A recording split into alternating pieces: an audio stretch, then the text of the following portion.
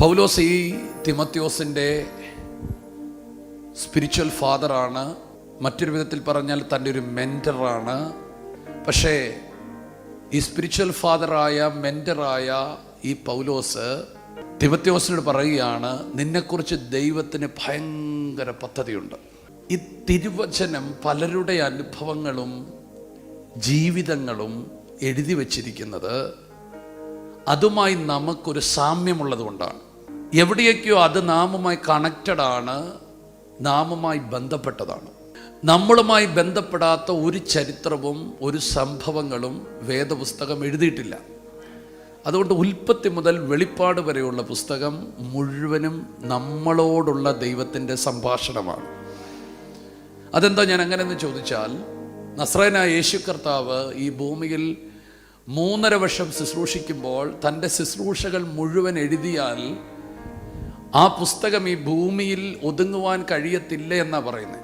അത്രയും കാര്യങ്ങൾ ചെയ്ത യേശു കർത്താവ് തൻ്റെ ശുശ്രൂഷയിൽ അവിടെ ഇവിടങ്ങളിൽ വെളിപ്പെട്ട ചിലത് മാത്രം എഴുതി നമ്മുടെ കരങ്ങളിൽ പരിശുദ്ധാത്മാവ് എത്തിച്ചിരിക്കുന്നെങ്കിൽ അത് നമ്മളുമായിട്ട് ബന്ധപ്പെട്ടതാണ്. അതിനകത്ത് നിന്ന് നമുക്ക് ആവശ്യമുണ്ട്. ആമേൻ.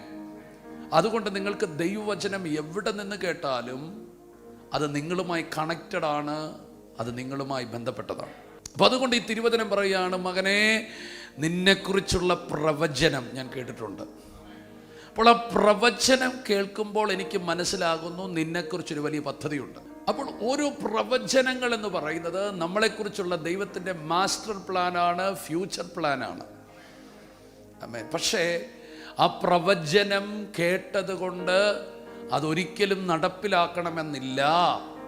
പക്ഷെ ആ പ്രവചനത്തിനൊത്തവണ്ണം നീ വിശ്വാസവും നല്ല മനസാക്ഷിയും ഉള്ളവനായി, സ്തോത്രം, നീ യുദ്ധം ചെയ്യണം എന്ന് പറഞ്ഞാൽ, നിങ്ങൾ കേട്ട ദൂതനുസരിച്ചായിരിക്കത്തില്ല നിങ്ങളുടെ ജീവിതം.